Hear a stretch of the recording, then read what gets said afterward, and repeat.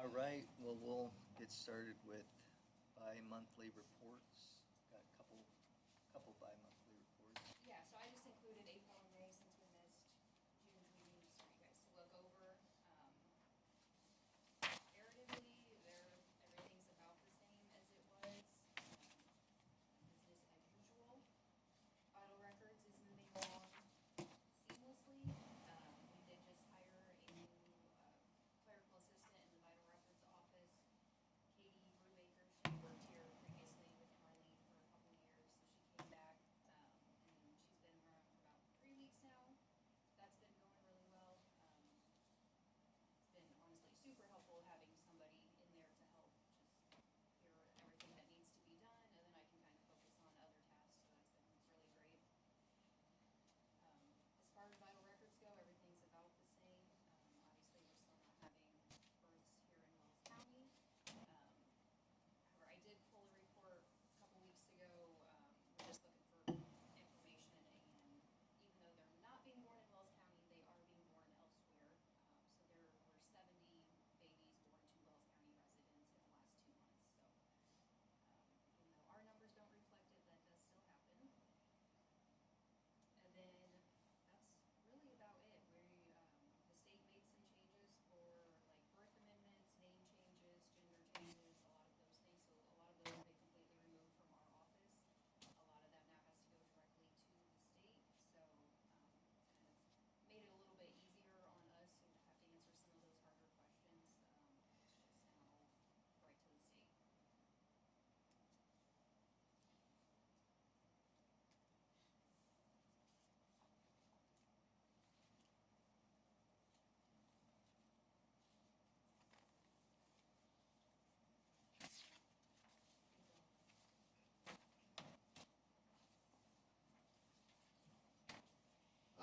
As far as septic goes, things have picked up. We issued 5 permits more than we did last year so far. As far as systems going in, we've had a lot of activity. Not a lot of systems complete, a lot of tanks going in, but not a lot of absorption fields. Unfortunately, that's probably going to be a while before we get any due to the rain. Complaints, pretty consistent. Nothing too crazy. Always an angry neighbor or two. Dog bites did go up in June and July. It was kind of the only thing that was, or animal bites, cats and dogs. That was the only thing a little bit out of the norm as far as my reports go, but everything else was pretty consistent.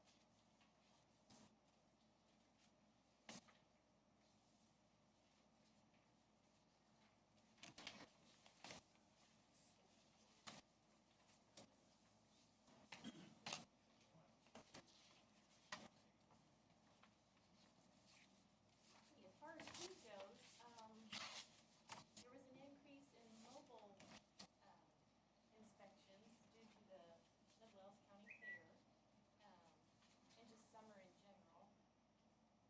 Not a lot of complaints. Looked like 2 in April,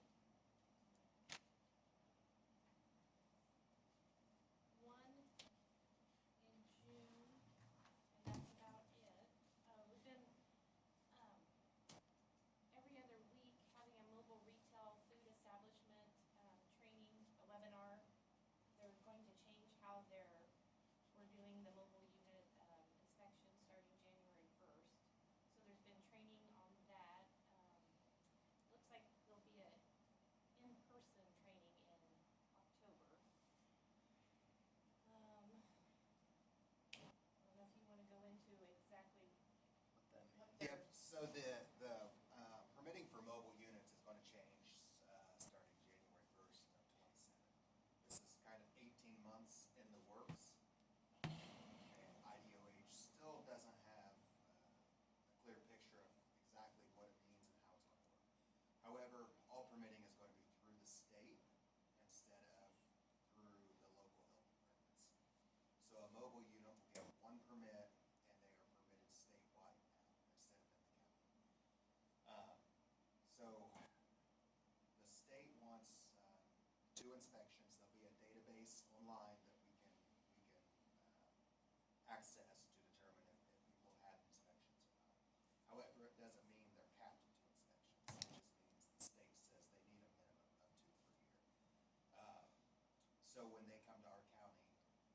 most of our local people are gonna be inspected the 2 times, let's say before street fair. But when we get the travelers that travel with the fair, the carnivals, those people will have been to, 50, 20 different locations and probably inspected several times. So when they get here, they'll have their 2 inspections done. But the state is not taking our ability away to inspect them more. So they will still be inspected at least once when they come to our events in our county. They do have to give a 10-day notice. Is it 10 day? Okay, a 10-day notice right now that they are coming, so they can't just show up unannounced. Even though they're permitted statewide, that is their obligation to contact us. What that could mean, possibly could be civil penalties, a small fine, if they don't, or not allowed back in the county, the following time if they don't pay those civil penalties. It's not a 100%, it is signed into law, but it is signed into law for 18 months, I think. It's just an interim rule. So what it looks like 18 months after January 1st of 2027, who knows? So the cost does go up. A mobile unit will have to pay $450 now. So previously in our county, it was $35. However, every county had their own fee, so $450 may not be out of line for a guy that works, in a local 4 or 5 county area. 200 of that stays with the county, and 250 goes to the state. So we will keep just a little bit more of that, but we only get our local mobile units. We don't get additional money for each mobile unit that comes in the county. So even though the 200 looks like an increase from the 35, it's not going to pan out that way overall. So explain that one more time. So if I'm a food truck, I apply to the state Yep. and I pay them $450. Correct. And then the state, if my unit, my home base is southern Indiana, Yep. how does Wells County who gets the 200? Or The is it, county, it's the county dispersed? where they initiate the paperwork for the state permit. So you'll get the state permit, you can apply for the state permit through our office. Whatever office they apply to will keep the 200. So if we had the first festival of the year in Indiana, every mobile food truck coming would permit through us. You don't have to do it in your home county necessarily. And then on top of that, the food trucks will get inspected if they come to the street fair, Yep. typically. Yep. And are we charging them too, like we used to? No, that's going away. Yeah. So, do you know off the top of your head how much we were getting for? Last year was 6,000. I think it was 8 for temporaries. 8,000 in temporaries, so that's now gone as well. So we probably didn't make as much off of our $35 mobile permit, even for the, when you include the outsiders that come in. But the temporary permits were a decent amount of income. As of now, the legislators that wrote the bill, they didn't understand permitting and how it worked in every county. They wrote a one-size-fits-all bill. So, there are several people kind of saying, is this left out? What was the intention? So it could change before January 1st as to what the guidance from the state is for us. But as of now, the temporary permitting is out. Does the state are they gonna be sending people out? Like, their obligation to get that $250 or of the $450, they're just issuing the permit. They're not doing any inspections or anything. They're The just, inspection comes back to the local health departments, wherever. And It if- all comes back on us. and if we don't do them as a county, what does that, A disservice to our yeah. citizens at the end of the day. So is it gonna reduce how many people get do this? I mean, So I'm 35 versus 450, or am I Pardon me misunderstanding? again. Like, the number of people that will get a permit, will they just say, oh, it's not worth it if they're paying You know, I can't answer that. like So, the little guys? you know, we've always had the temporary permit and a mobile. And if you want the mobile, it's kind of a pass for the year once you're inspected. The temporary says, I'm only doing 2 events, I just need, you know, 2 temporaries. The state now says, if you are mobile, if you have wheels, you have to get a mobile permit. I can't even permit you as a temporary. So if you want to come into Wells County one time to do a concert at Evo, you have to pay the $450 permit to do so because you have wheels. Or you're mobile, meaning you're on a skid and you're easily moved. A tent at a table is not a mobile. I As can't, nonprofits, do they get exemption? nonprofits are exempt,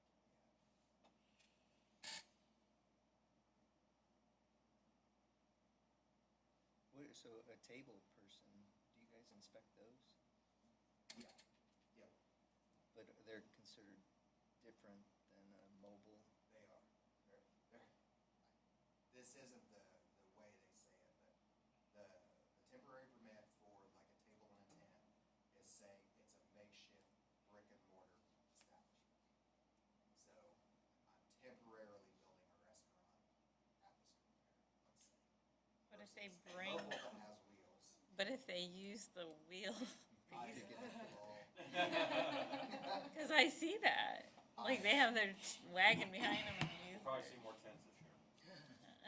You know, I mean, there's 2 in particular that come to the street fair that are on wheels and on a trailer, but they remove their axles and their wheels when they set up at the street fair. And now there's even, and it's not just because of the street fair, they go to every fair. What are they classified as? And I don't think anybody has answered that yet. No, it's a gray area, is what I'm hearing. I mean,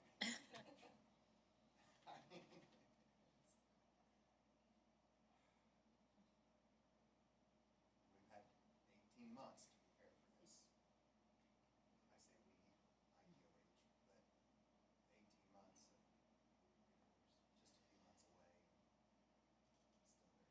Still very confusing. So they signed it into law, and it's a year and a half. I mean, it ends December 31st next year, No, it'll be July 1st of 28. And when do they vote on it again? Or don't know, or it just depends on if somebody brings it to I don't know if legislation? this next legislative session, if there'll be any work on this. I mean, I know there's been a lot of confusion, there's been a lot of discussion. I don't think there's been any true anger over it, it's just misinformation, misunderstanding. So can some of the kinks get worked out, sooner rather than later? I hope, but it creates a lot of confusion and potentially issues.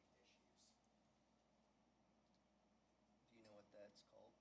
The law, what number it is? I know that it's House Rule Act 1424. I think it was Public Law 160. Nope. Public Law 167, I think. If I can remember right.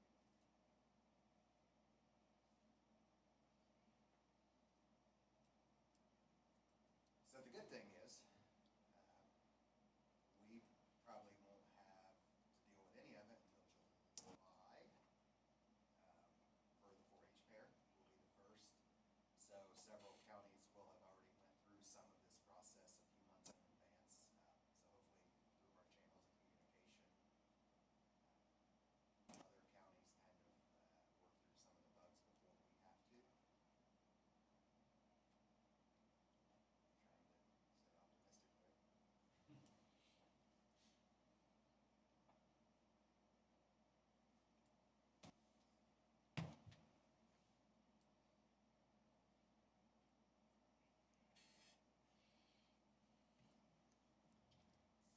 As far as, or we're done, I'm sorry. Well, I'm done.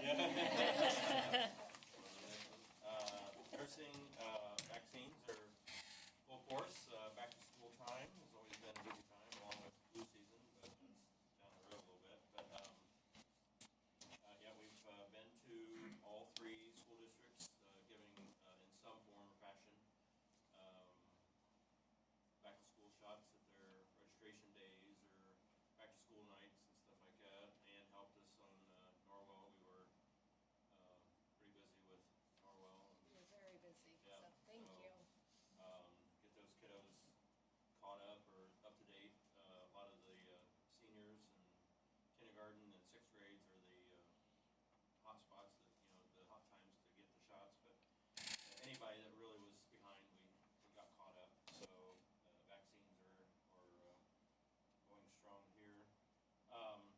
Couple cases that just really have been kind of in the news, and even locally, we're dealing with cyclosporiosis, cyclosporiosis.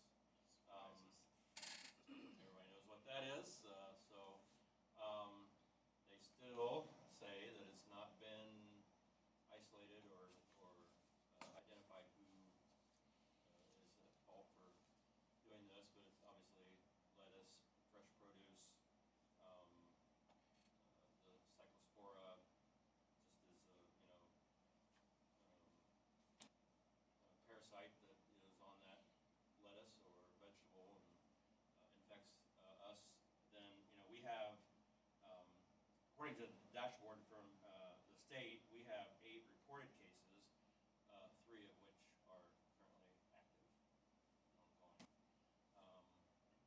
But it's really just contacting those people, questioning everything they've eaten, where they've eaten, have they traveled, stuff like that, trying to identify the source. I don't know that we've been tied to any restaurant here, and you always hear Taco Bell is always a culprit of causing it, but I don't think there's any local restaurant associated or tied to any cases. Just comparatively, Allen County has 144 cases. We have 8. So, And that doesn't count as like foodborne illnesses on the list? no. No? Yeah. Does that only like count if it's triggered from a complaint or Correct, like an yeah. inspection of some kind? Exactly. Okay. all right, Exactly. Yeah. So yeah, because I mean, people travel or eat at different restaurants or wherever, so it's kind of widespread. But and then LTBI cases. I always joke I'm one active TB case away from retirement, but we did collect sputum on a patient here in Wells County that her daughter had tested positive. She tested positive. Mom tested positive. Mom was having symptoms, so we collected sputum samples on mom, and then I recommended a confirmatory test for the daughter, which, good or bad, the confirmatory test came back the QuantiFERON Gold Plus test came back negative on the second one. But we collected the sputum on mom, and she, at least the smear so far is negative. Cultures are pending still. Those maybe take a couple weeks to come back to finalize that.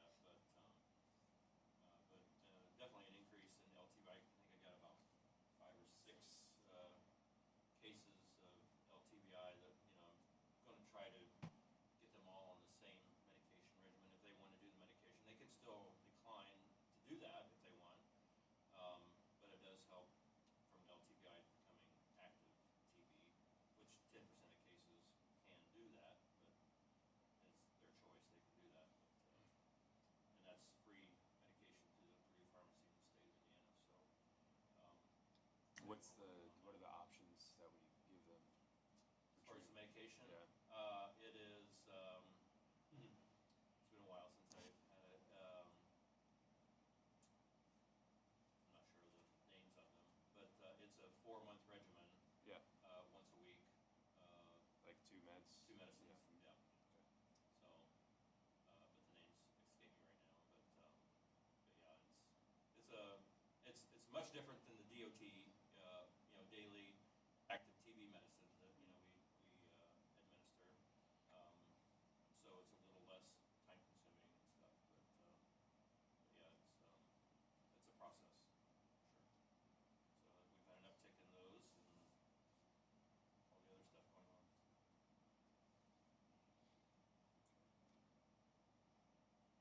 And then, sorry, one more question. No. The patient with symptoms, did they get an X-ray?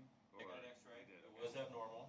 That's why we collected the sputum. Okay, just making sure. And they saw a pulmonologist, and he's nothing to worry about, man. So, but to rule out active TB, then we did do the sputum. Okay, So sorry. it was an abnormal. Making X-ray. sure. Yep.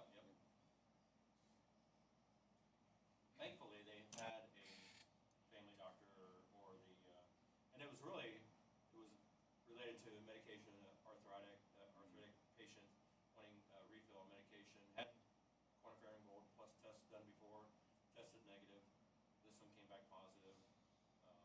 So incidental finding maybe, but, Do you anticipate the Medicaid issues affecting vaccination rates or anything within the department? I mean, not for us, because if Medicaid, if it doesn't go through, then if they don't have insurance, we just run it through the 317 program, which is the free, where they, if they don't have insurance, we just, no questions asked, we just run it through that, so. Reimbursement probably would take a hit, I would think, with, everybody losing coverage or, not renewing or not being eligible, so. But, I mean, even saying that, I mean, it's not like we get a lot of money for the reimbursement anyway, so it's, what, $15? $15. $15 per shot, so. But, yeah, as far as numbers, probably not, but maybe reimbursement down the road, it might take a hit.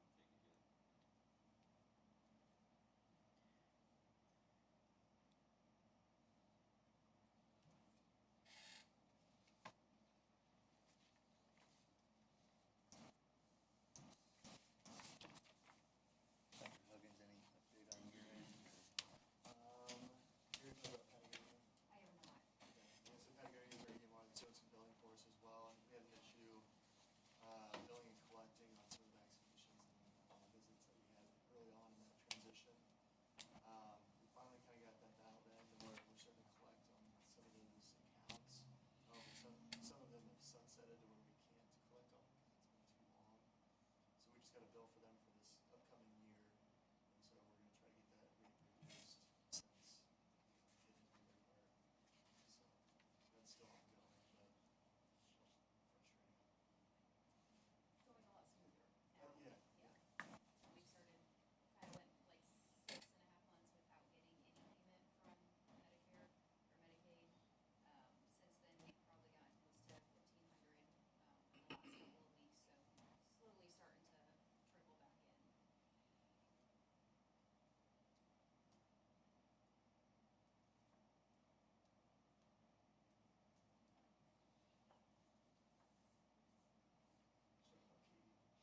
Yes. And then the budget goes, Yeah, so we go to council on Thursday for the first budget hearing, but read the paper, it's been, I don't know, not sure what's gonna happen there. Did you do the 4 budgets that they had? I did actually. Yeah, kind of, we've all heard different things, so unsure. We won't really know until beginning of October, so by the next board meeting, we'll have an update on budget. could you send us an update after, if Yeah. you hear back Yeah. from Thursday?